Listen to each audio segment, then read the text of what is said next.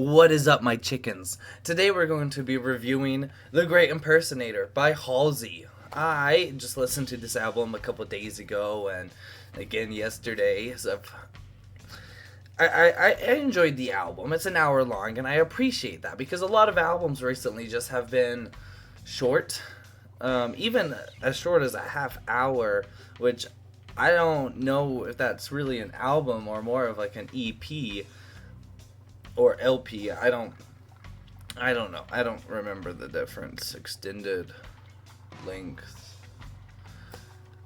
Let me know. But this album was pretty good.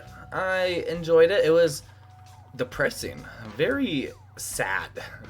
I didn't know where she was taking it from the beginning to the end and even the middle. There was a lot of talks to God, a lot of talks about her disease, her child being a single mother, and overall, it was a very, I want to say midlife crisis-esque type album. Very depressing, very sad. But it had its merit. We've had a quick comment. We've had a bunch of these midlife crisis albums come out recently, like Ben from Macklemore or Austin from Post Malone, and I feel like there was another one. Clancy from 21 Pilots. It feels like we've had a bunch of these midlife crisis. This album is in a similar vein, but a little bit different because she's going through significantly a lot of different things than all of the artists I just mentioned. So in this record, the sadness kind of all, I don't know, it all makes sense. I feel bad for her. Coming off of the record, it's like, damn, no one deserves to go through all of that, you know? Like, that's just kind of how I felt. I thought that as far as the instrumentals went on the record, I thought they were pretty solid most of the time. I really liked the drums on Only Living Girl in LA. I thought at the very end it was all hearing all of the percussion and the headphones. It was really cool. I really liked it. And I also think she does a really good job on ad-libs or background sounds for the record. Those were all, in my opinion, just really solid. I'm trying to think of which one exactly. Let's see. Dog Years, she had the dogs barking, and that's when I was like, dang, she's really putting a lot of work into these background sounds that really build this sphere of sound. It feels like I'm stepping into her universe, into her album, and I think that she did a really great job there. I really like the track Ego. I think it's the third track in the record.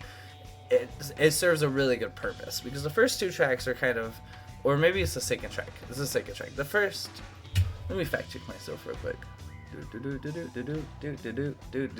It's the second track. So the first track sets up this kind of like atmosphere for the whole album, but then Ego comes in to kind of really explain what's going on with her disease and everything, and then Dog Years kind of does a similar thing. Honestly, the first half of the album was a solid piece of work. I really liked it, and not saying that the second half of the album wasn't. There was parts, a lot of the songs that I didn't care for, or I didn't think added to the story, or I just didn't really get the point of, were on the second half of the record. Except for Darwinism, Lucky, Letter to God, Life of a Spider was fine, I guess. I didn't care for it too much personally. No shade towards the song though. I just didn't like it. I also, but early on the record in the fourth track, Panic Attack, I also thought that song was boring. I don't know. It just kind of hit me like a ton of bricks of just nuances that I didn't think mattered as much. I don't want to say that because that sounds very hurtful, but I didn't care for it that much. But I think that the song right after, the end, is very important to the whole record. It's the first track where we hear like hope, almost. You hear that maybe things will be okay. It's like, it's an important song because she's going through all of this, and it shows that there's hope and faith kind of. So does a good job of explaining what's going on in detail, again, like Ego, while also giving all of this hope. It's still sad. It's still thematically sad. I really like that song. The Letters to God was an interesting trilogy in the record, how it broke up, and it really made the album as a whole feel like it's one big letter to God, one big question of why am I going through all this pain? Why is all of this happening? Why is my life like this? Is my child going to be okay? Am I going to be okay? Am I going to die alone? I don't know. And I really liked it because the letters to God, it didn't feel so much like I hate you, God, or why would you do this to me, or they really felt like a plea, being like, if there's something out there, please do anything at all, because I'm losing all my faith. I'm going through all this. Why would you let this happen? And I think it's reasonable for her to ask those questions inside of this record, because if you listen to the record, yeah, I would ask those questions too. I would be like, bro, what the frick? What the frick fracks? What the frickle? Speaking of Letters to God, 1998 Letter to God. I like how it starts where the 1983 left off. It was a nice connection. It made all of the letters feel connected, which kind of made the whole album feel connected, and I appreciated that. That was pretty cool. I liked the Letter to God 1983, how it was live. That was a fun little flair for the whole thing. That was fun. I don't know. It broke the album up. It was the midpoint, kind of, and I appreciated it. And that's kind of where the end of the review is going to be. We're going to talk about the end now. Okay, I really liked the end of the record. It had a nice dual symmetry between kind of the two points being brought up in the album. One of a question to God, and then another one of feeling like the great impersonator. Feeling like I am not me, or I'm different than other people. She talks a lot about dying alone, or in Darwinism, which is a very fun track. I don't think it had crazy amount of substance to it, but it was a fun track. I really liked it.